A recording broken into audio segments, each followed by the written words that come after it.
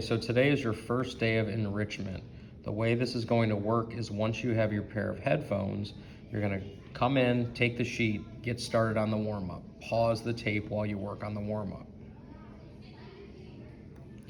Okay, at this point your warm-up should be done, so we're going to go ahead and go through it. When you're finding 10% of a number, literally all you're doing is moving that decimal over one place. So $13.20, you would move that decimal over one place, and that would be $1.30. If it was a tax or a tip and you wanted to find the total, you could add that $1.30 to the $13.20. The second answer, when you move that decimal over one place, is 4.00, which is $4. And the last one, when you move that decimal over one place, it's $3.69.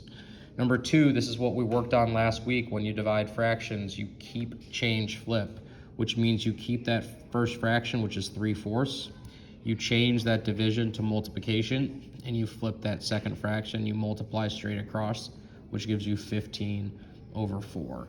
You could convert that 15/4 into a mixed number, and in order to do that, you would do 15 divided by 4. 4 can go into 15 3 times, that's 12. You'd have 3 left over, so you have 3 wholes and 3/4. Both of those circled answers in blue are equivalent or the same. Number 3, when you solve that equation, it says n minus 11 equals 19. n minus 11 equals 19. The inverse or opposite of minus is addition, so you'd add 11 to each side and you get n equals 30. I'm intentionally not writing that one out to make sure you're paying attention and copying it down. The last one, 2 1/2 divided by 2/3. First, you would convert 2 1/2. So 2 times 2 is 4, plus 1 is 5. The denominator stays the same, so this would be 5/2 divided by 2/3. And then you'd follow the same process that we did in number 2, where you'd keep that first fraction, which is 5/2, you'd change that sign, you'd flip that second fraction, and you'd multiply straight across to give you 15/4. If you do not have the warm-up copy down, go ahead and copy that down on your sheet now. Pause the tape before moving on. Okay, today what we're going to look at is probability. And some of this is on your sheet and some of it is not, so you're just gonna have to kind of follow along as we work through the slides. So the first one says, which of the following do you think has the best chance of pulling a red marble? The best chance of pulling a red marble. And I'll zoom in for you so you can see the colors. Pause the tape and answer the question on your sheet. So you'll say, I think it's A because, or I think it's B because, or I'll think it's C because. And hopefully by the end of this lesson, you can go back and correct your answer if you need to. So what probability is the likelihood that something will occur. And these 3 lines are on your guided note sheet. So as we're going through these, you should be copying any of the missing blanks onto your sheet. Probability is how likely an event is to occur. It can be written as a fraction or a decimal, from 1 to 0, or as percents from 0 to 1%. So 0% chance means something is not going to happen. For example, that Monday comes after Friday. No, Monday comes after Sunday. It's impossible. Something that's 100% likely to happen is that June has 30 days.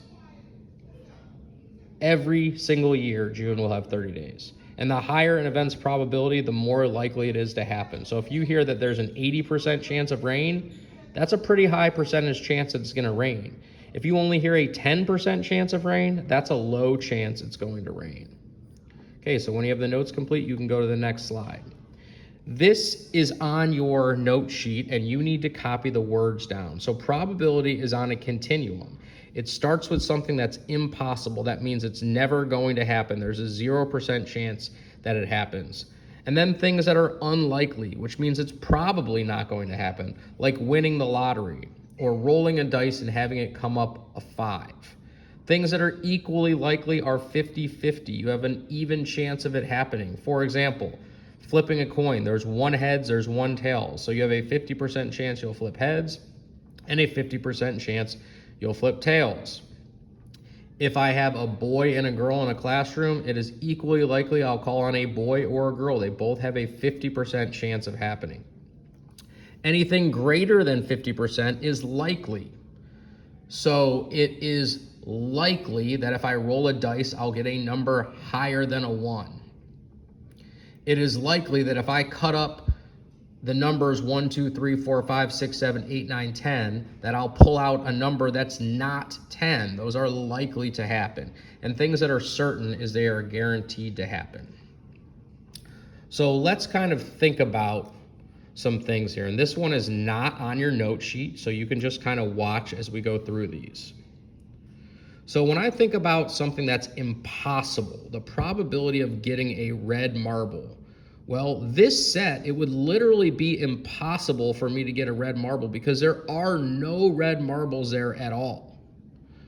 On the other end of the spectrum, if I think about something where I'm guaranteed to pull a red marble, that's this set right here. Because the only things that are in this set, the only marbles I have are red marbles. So let's think about our other 3 sets of marbles. Likely to occur, where there's a pretty good chance that I'm going to get a red marble, is going to be this set right here, because there's 3 red marbles out of 4 total marbles. There's more reds than anything else, so it is likely to happen. When I think about unlikely to happen, that's going to be this one, because there's 2 reds, but there's 4 greens. So there's more of things other than red. So it is unlikely I'll pull a red. And equally likely means a 50-50 chance, which would be this one, because I have the same number of greens and reds.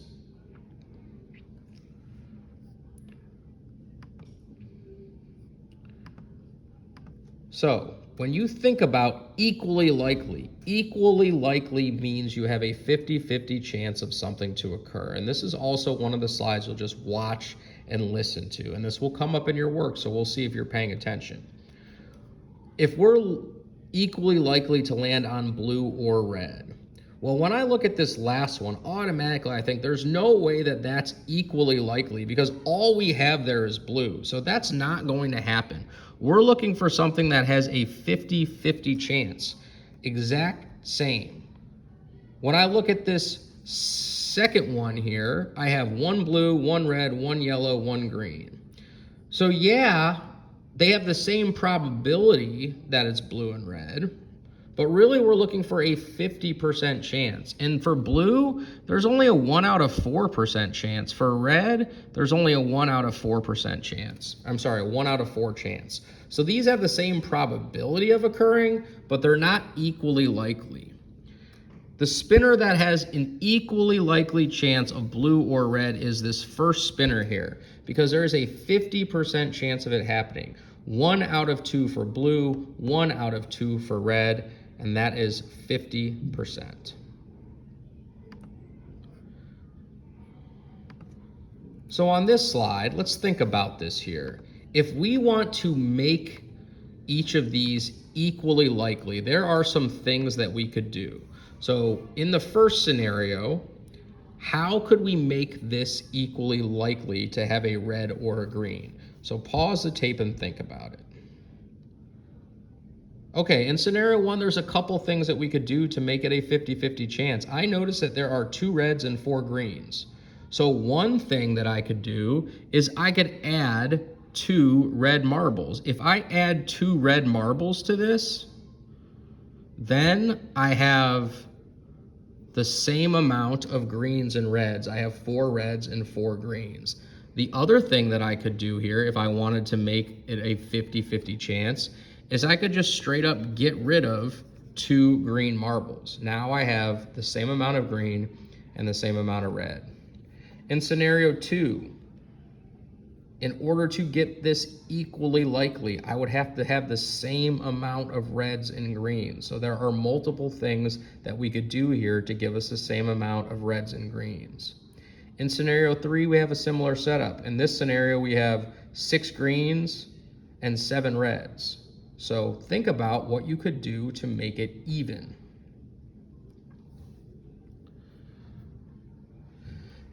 Okay, so what you're going to do, this is back on your note sheet, is you are going to write down one of the words in orange for each question. So what is the likelihood of each question? Pause the tape now. Okay, so question 1 says a spinner lands on green. When I go back to my continuum and think about this, the likelihood that it's going to end up on green, it's either going to be likely, unlikely, impossible, 50-50, or certain, which means no matter what, it's going to end up on green. So when I think about this, it's definitely not certain, but there's a lot more greens than there are anything else. So this is likely to occur. The spinner landing on blue, well, there are no blues on this spinner. So it is literally impossible for this to end up on blue. This year has 12 months. Well, every year has 12 months. So that's certain. That's never going to change. You win the lottery. So every year people say that you win the lottery is 50-50, which is equally likely. Absolutely not. The probability that you win the lottery, and we'll look at this later, is 1 out of billions and billions. It is a very, very, very small chance you win the lottery. It is very unlikely for you to win the lottery. And number 5, you pick a red marble from a bag of 3 red and 3 blue.